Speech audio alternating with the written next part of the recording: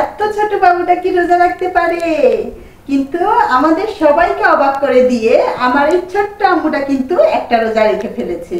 আলহামদুলিল্লাহ, সবাই আমার এই আম্মুটার জন্য দোয়া করবেন। জেনিশা বুড়ি প্রতিদিনই সকালে ঘুম থেকে উঠে বলবে, মা আমাকে সেহরিতে কেন ডাকনি?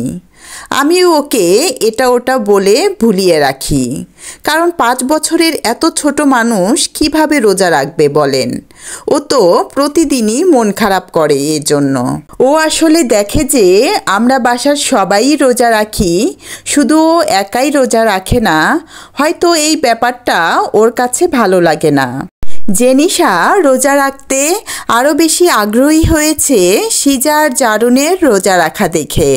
পরে আমি ওর রোজা রাখার জন্য এত আগ্রহ দেখে ওকে কথা দিলাম যে, যাও আজকে তোমাকে আমি সেহরিতে ডাক দিব।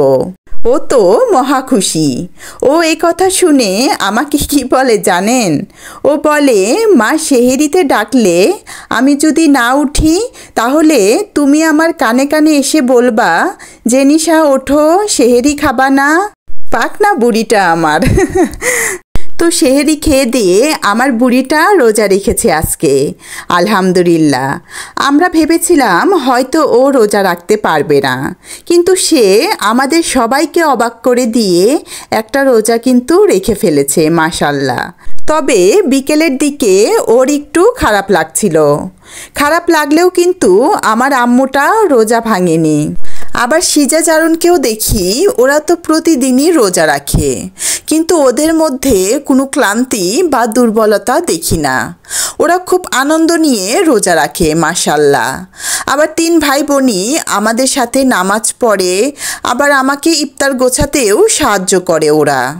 আবার রোজা রেখে পড়ালেখাও করে, মাশাল্লাহ মাশাল্লাহ। আমার 3টা লক্ষ্মী বাচ্চা। জেনিশা রোজা রেখেছে এ কথা শুনে ওর নানা ভাই ওকে ট্রিট দিয়েছে। সেই জন্য আমরা সবাই চলে গিয়েছিলাম রাজশাহীর অরোরা রেস্টুরেন্টে ইফতার করতে। ওরা 3 ভাই বোনই এখানকার খাবার খুব পছন্দ করে, তাই এখানে আসা। এই রেস্টুরেন্টের খাবারের মান, পরিবেশ আর বিশেষ করে এদের সার্ভিস খুবই চমৎকার। তাই আমার বাচ্চারা বাইরের খাবারের কথা হলে এই রেস্টুরেন্টেই আসতে চায়। আরেকটা কথা বলতেই হয়, এই রেস্টুরেন্টের মতো এত ভালো সার্ভিস আমি আগে কোনো রেস্টুরেন্টেই দেখিনি। যাই হোক, আমার সিজা, জারুন, জেনিশা অনেক তৃপ্তি সহকারে আজকের ইফতারটা করেছে, আলহামদুলিল্লাহ। একটা জিনিস ভেবে খুবই ভালো লাগছে যে আমার 5 বছরের একটা ছোট্ট মেয়ে জীবনের প্রথম রোজাটা সম্পূর্ণ করলো, আলহামদুলিল্লাহ। সবাই এই রমজান মাসে যেন সুস্থভাবে রোজা রাখতে পারেন এই কামনাই করি। আজ তবে এখানেই বিদায় নিচ্ছি। সবাই ভালো থাকবেন। আসসালামু আলাইকুম।